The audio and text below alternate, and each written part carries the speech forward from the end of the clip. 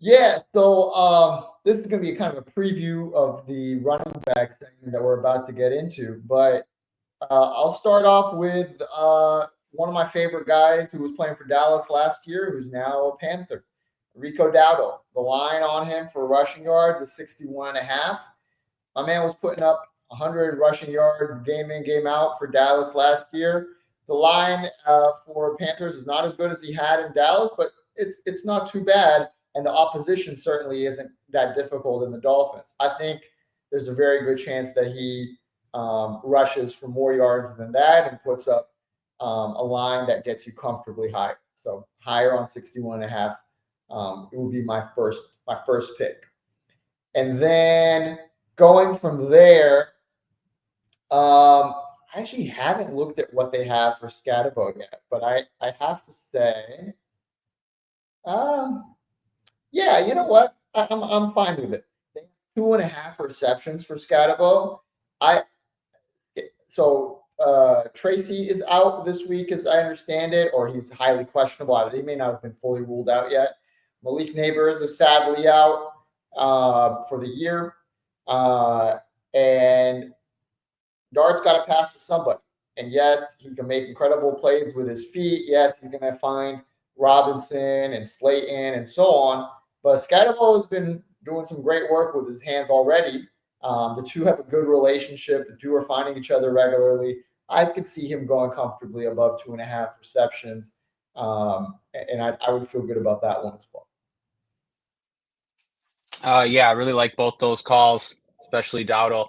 I'd written down Skattebo as well. Yeah, he had 20-some carries last week. The Saints play fast. I think he should get a bunch of touches again. I wrote down the number yesterday morning. His rushing yards number was 58 and a half. I checked today, it's 64 and a half. So it's gone up 6 in the last day. You got to get it on this stuff early. Same goes for this next one I'm going to mention. I wrote it down yesterday morning. Justin Fields higher than 187 passing yards. It's up to 195, so it's went up 8 yards in the past 24 hours. Still like it, not quite as much. I prefer some of the pass catchers. Really like Garrett Wilson in that spot, higher than 60 and a half yards. He's had over 82 in 3 of 4. It's a great spot for passing here against the Cowboys. Braylon Allen out as well. Also like Mason Taylor. We saw him emerge last week against the Dolphins. Fields has historically really liked his tight ends. The number on Mason Taylor is 33 and a half. He's essentially wide receiver 2 there.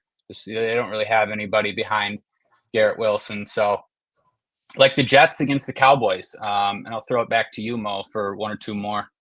Yeah, actually, it's good that you flagged that because both of my last picks are coming from there. So on tight end, the line on Jake Ferguson, I believe, is 4.5 receptions, 5.5 receptions. It's getting higher, but it's still not high enough. He got 7, I think, last game. I think around 8 or 9 the one before. I mean, anytime there is a rush on Prescott, he's looking for that 3 or 4 or 5 yard pass to Jake Ferguson. He started mixing it up a little bit with the Packers and found a little bit of Pickens, a little bit of Tolbert, which bodes well for the offense.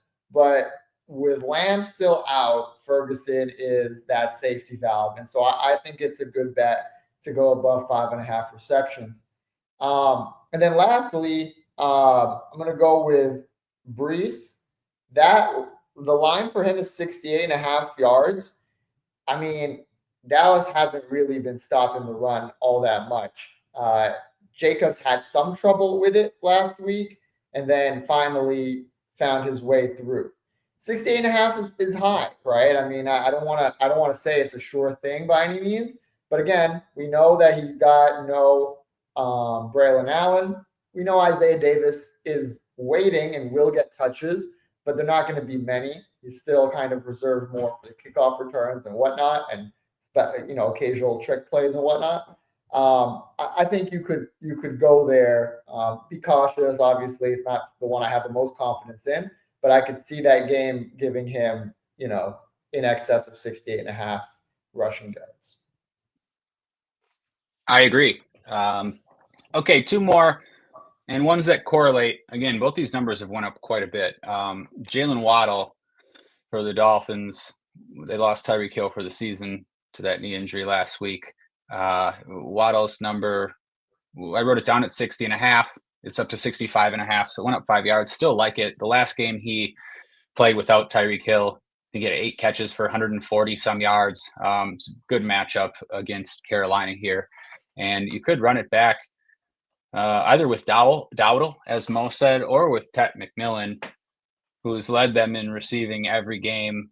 I like that number a lot more when it opened at 56.5.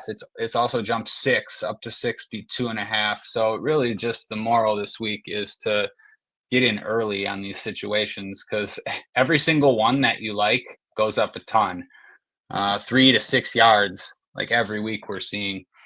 But yeah, so I think that was about 8-10 picks. I like all those, Mo. Yeah, no, I think there's a lot of opportunity, and yeah, echo what you said. In my experience with Underdog, if you're gonna make your picks before the game starts, no, they're just gonna keep rising until the game does start. So if you want to get in early, you'll get far better numbers than later on.